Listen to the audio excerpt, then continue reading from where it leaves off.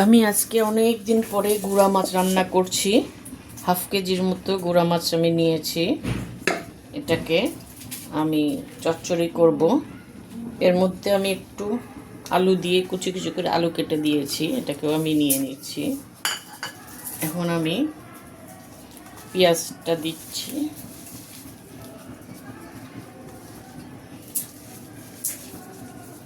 কাঁচামরিচ দিচ্ছি,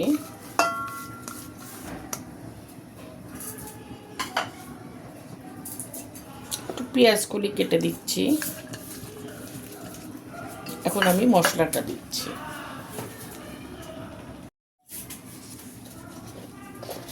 এখন আমি হলুদ দিচ্ছি 1 চামচের মতো,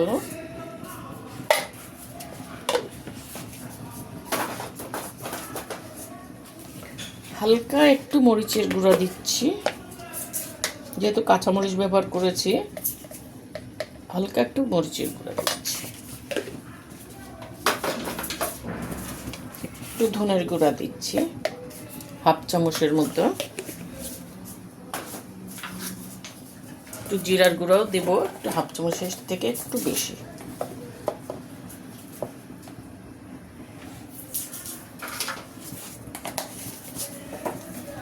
এখন লবণ দিচ্ছি,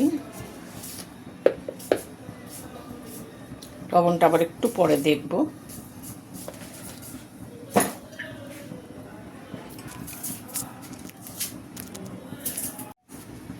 এখন আমি এখানে সরষের তেল দিয়ে দিচ্ছি, একটু সরষের তেল দিলাম। এখন এটাকে আমি ভালো করে হাত দিয়ে মাখিয়ে নিই। হাত দিয়ে মাখানোটাই হলো, যত মাখাবেন এটা তত দেখেন একটু ঘ্রাণ আসে, কি সুন্দর একটু ঘ্রাণ আসে। এটাকে মাখায়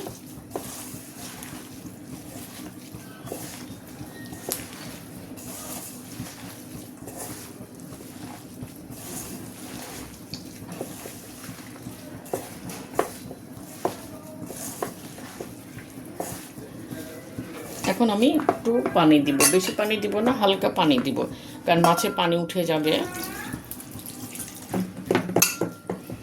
এই যে একটুকু দিলেই ঠিক আছে। এখন আমি এটাকে চুলায় বসিয়ে দিব, চুলার কাছে নিয়ে যাই। এটাকে আমি এখন চুলায় বসিয়ে দিচ্ছি।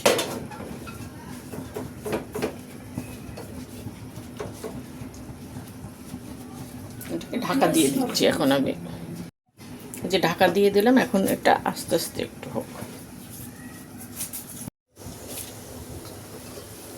এই যে মাছটা দেখেন চচ্চড়ি হয়ে গেছে। এখন আমি একটু ধনে পাতা কুচি দিয়ে দিচ্ছি।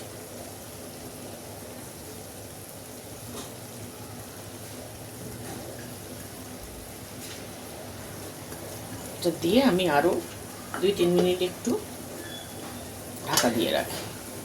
আমার এটা কমপ্লিট হয়ে গেল। এটা ধনেপাতাটা ভাপেই সিদ্ধ হয়ে যাবে। আপনারা এভাবে চচ্চড়ি করে রান্না করবেন। আল্লাহ হাফেজ।